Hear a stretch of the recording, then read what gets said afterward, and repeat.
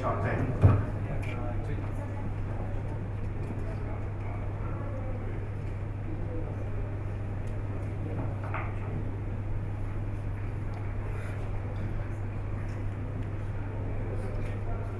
So in a very short time, I'll tell about the objective of this project is to inculcate. First objective is to inculcate high performance computing technology, high performance computing culture that employs HPC technologies at the for academic and engineering segment.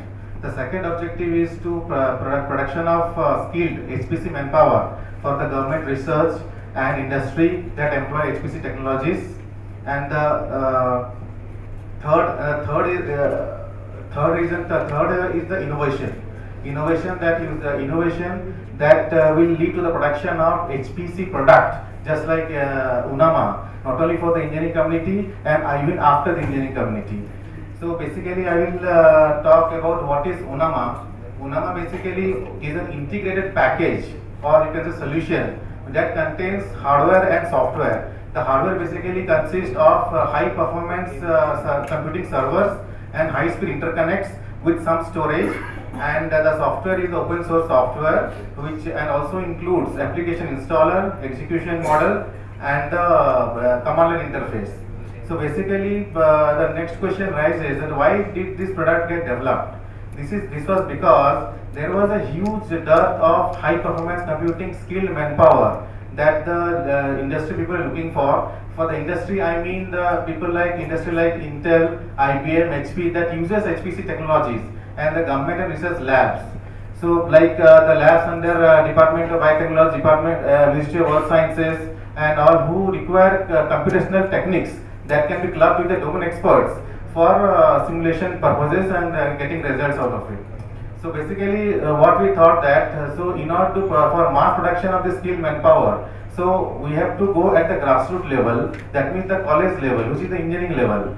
So and it should not be also confined to the computer science branch. Should be used by can be used and availed by all the domains like computer science, electronics, electrical, mechanical, and instrumentation, chemical. So what we did, we developed the UNAMA consists of these applications which we have been using in our for example, I am a computer science, computer engineering person. So during my in engineering curriculum, I was using computer science in my the application that I have been using in my practicals has been some of the applications has been installed in this UNAMA. So because this innovation are the and basically the innovation what we believe are the outcomes of research and development.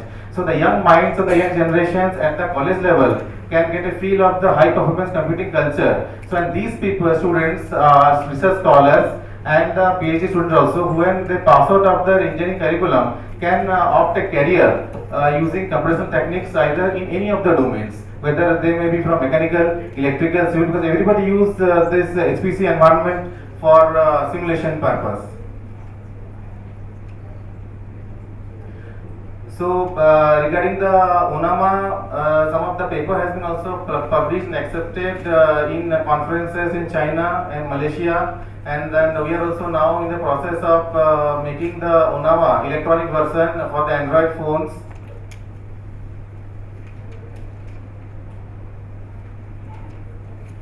So this was all about the. Sorry, I didn't have any of the diagram because I was told to make the Vaibhav to put it in only in 3 slides, where a lot of requests have been made. But the requests were discarded by Vaibhav for only 3 slides and without any images, nothing. So I was asking that a lot of images I was seeing, and I was not allowed to put any images. So but anyway, so I had we have the. So anyway, but we are having the live demo also can be shown. We have our experts over here, the developer over here. So this was the basic thing about UNAMA. I think I am checking the time. Lot of other things are there, but we have to cut short. Compensate will give you 2 more minutes in question answer. Yes, madam. I would say just one thing while we were doing the jury process. Yeah. While we understood this was at the higher end of things, and building an HPC platform and giving it to colleges in open source.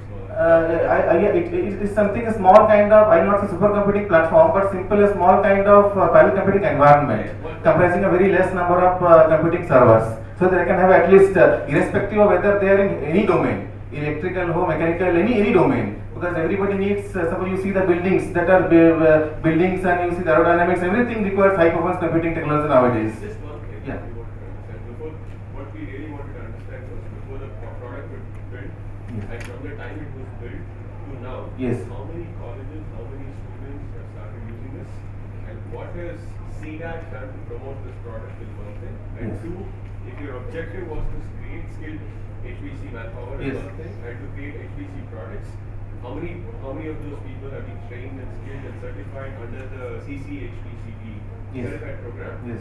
And what kind of products have come out of which colleges? I think these are. The product was this Unama was launched by HAR and AICT in 2011, but after that, for procurement of server, so the plan was in Maharashtra 4 colleges have been implemented and Unama has been deployed.